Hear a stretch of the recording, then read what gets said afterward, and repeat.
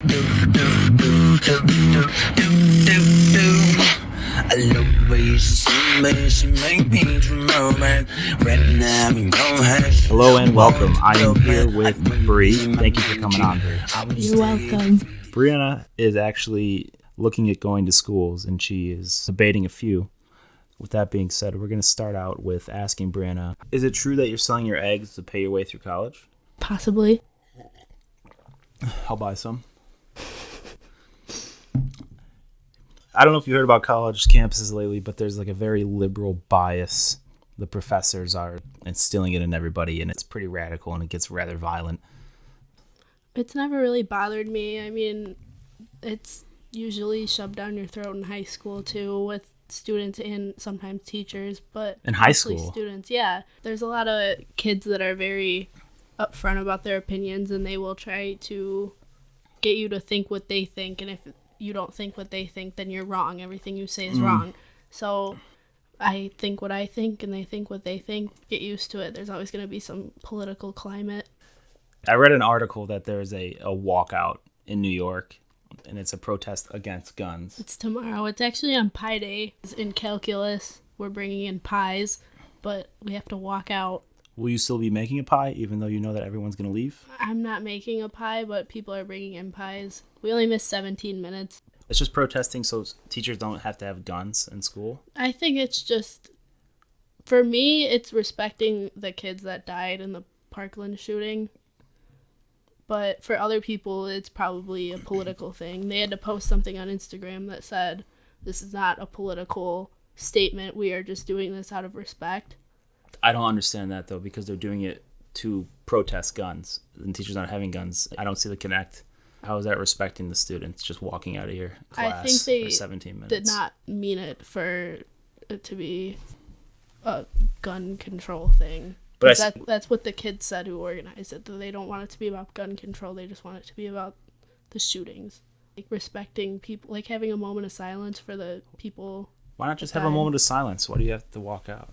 And it's a big deal. It is about guns. It is about teachers just not having guns is part of it.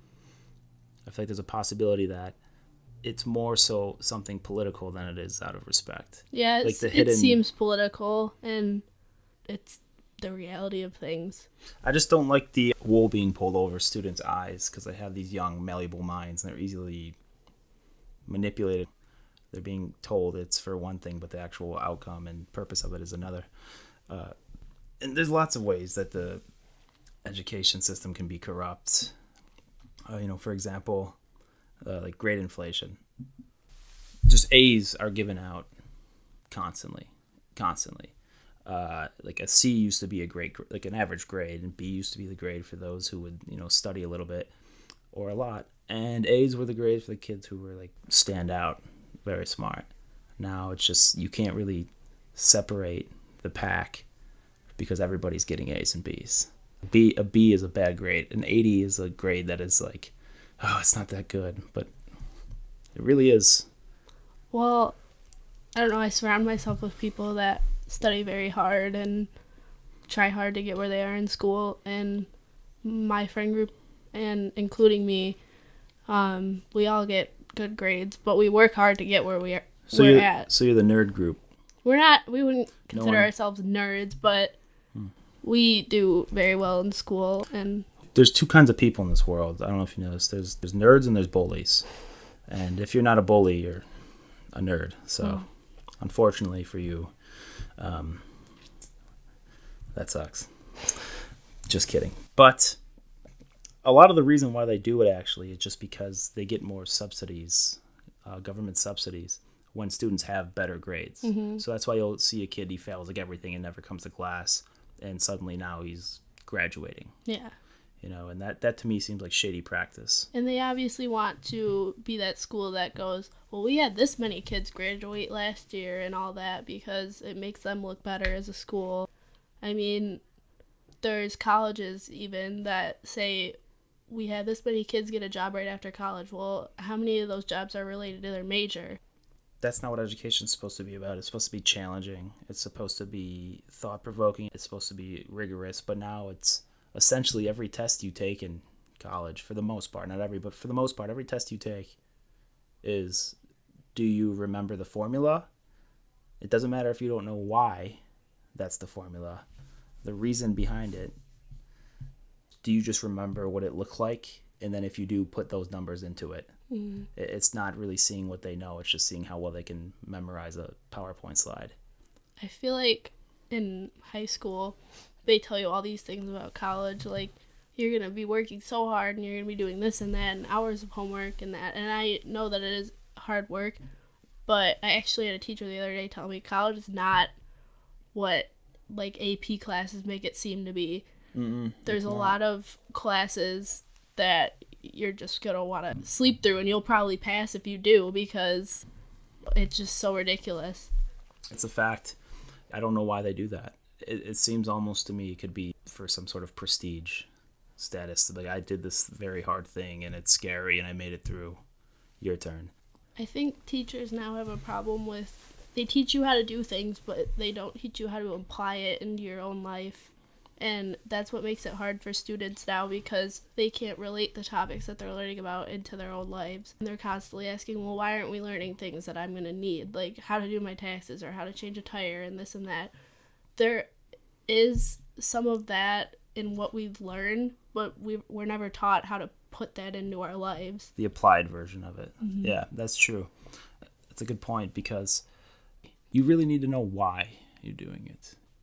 And it's just like very, if it's detached from you, like, okay, I found the area under the curve, but for what? Like, you're not going to want to continue doing it. You're not going to want to continue to study it. You're just going to do what you're told, take the test, and then completely forget about it. And then you just sat through hours and it doesn't apply to, maybe it has a 25% chance of applying to what is going to be in your major, but most of the classes you take aren't really incorporated in your life in the future. Also another example for like calculus, when you're doing all like the parabola, you have no idea what that it could be a baseball. It could be, you could just be finding stuff out about a rainbow. You could be finding stuff out about like some guy's like mustache. You have no idea. But then if you explain to the kids, it's like, yeah, for example, when they launch rockets into space, they need to have the proper parabola and then change the degree that they're flying at to like 60 degrees to like go against the gravity of the Earth, and then finally enter like low Earth orbit. Like, if people know those sorts of things, that would like intrigue them. Yeah, it's going to make it more interesting if there's a reason behind why they're solving this thing. I feel like that's what Common Core is trying to do, but they're not doing a very good job at it, because in the process they're making the learning a lot more complicated. Like, they're adding in steps that are really unnecessary and saying you have to do it this way. If you get the right answer another way, it's not right. They have the right idea, but they're not pulling it out the right way. The system's broken, folks. The system's broken. So what are you going for? To college? Yeah. I want to go for pre-med, and my track will either be, or my track is pre-med. My major is either going to be neuroscience or biology, but it's probably going to be biology. But there's still a possibility you'll do neurology. You're just not putting all your eggs in one basket. Yeah. Okay, I understand that. I think neurology would probably be like a booming field in a couple of years, because I don't know if you've heard about things like the Neurolink. Essentially what it is it's a mesh that they put in your brain or in your skull, and it'll just attach you to a database or just mass amounts of information that you can just recall quickly. It can be anything, really. So if you're neuroscience and you're installing Neurolinks into people, you'll be one of the founding fathers. You'll be like the first person to do the lobotomy. That'd be great. A lot of people are going to have a lot of problems with those, though, because, like, schools and, out in public, it's going to be like Black Mirror.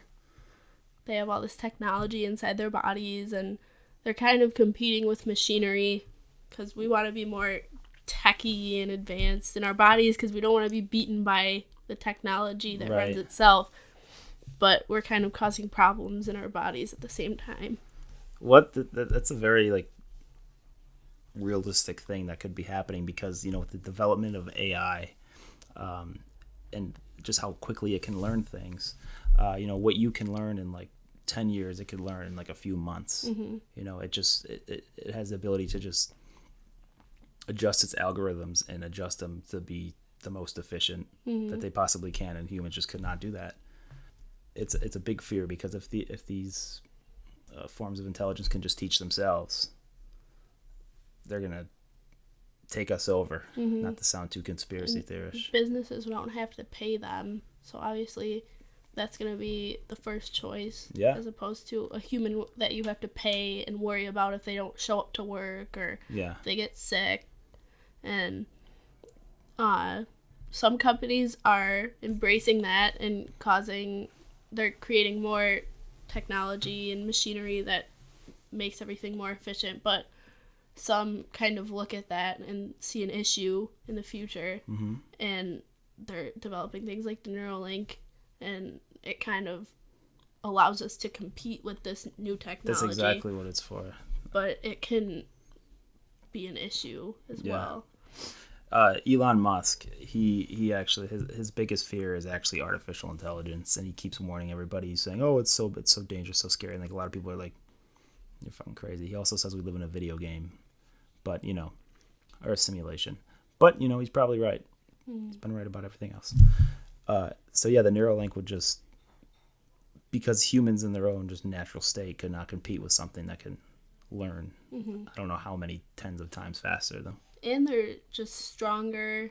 I mean, if a machine breaks its arm off, you just fix it. You just put it back on. Yeah. If a human breaks their arm, they gotta take time to heal. They gotta go out for 6-8 weeks and let it heal. Exactly, yeah.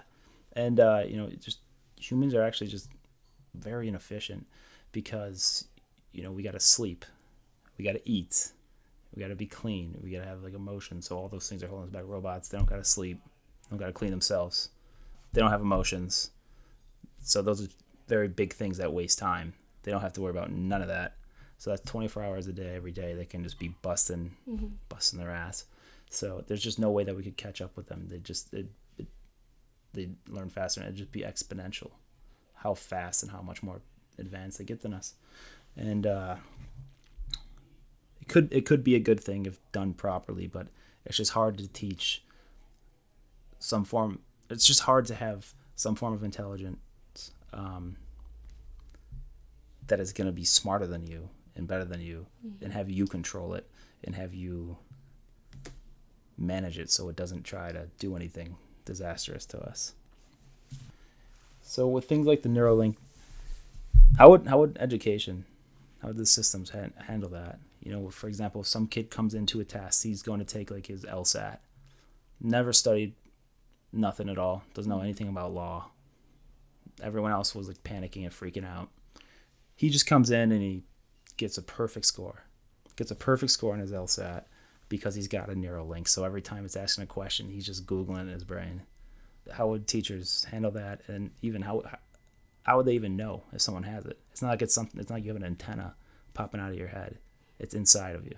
I know that would be an issue, and I mean, even now, phones are an issue. I had a physics teacher that was having issues with the phones being out in class, and she was asking us to put our phones in a basket before class, and she was going to count them all before every class, which was wasting time. Yeah. Our class time. But she was doing it, and then that lasted about 2 weeks, and then she just stopped doing it completely. So now people are back to texting, and she doesn't care. I mean, they're having an issue controlling phones, and those aren't even connected to us. They're just out, and we take them out, and they're clearly visible. And they make noise, and with the Neuralink, I mean, this is inside you. Like, you can't just take it out and give it to everybody a teacher. Take out your Neuralinks. So that'll probably be an issue, but I mean, they're gonna find some way. They're always gonna find some way to. Maybe they'll have some sort of EMP signal that they'll throw like an EMP grenade in the class, and it'll just overload everyone's Neuralinks, so they can't use them for the duration of the test. They could probably do something that'd be abusive. They could probably do something that overrides But the then technology in your brain. wouldn't that be like raping? That would be like creepy. They're getting inside of their heads and getting inside their bodies and do anything in there. It would just kind of turn off your thing, turn off everybody's Neurolink, and then at the end of the test it allows them back on, like airplane mode kind of. If a creepy man came up to me and said, I'm just going to get inside your head and not do anything in there, I still wouldn't let him, even if it was a teacher. Unfortunately, I just couldn't let him.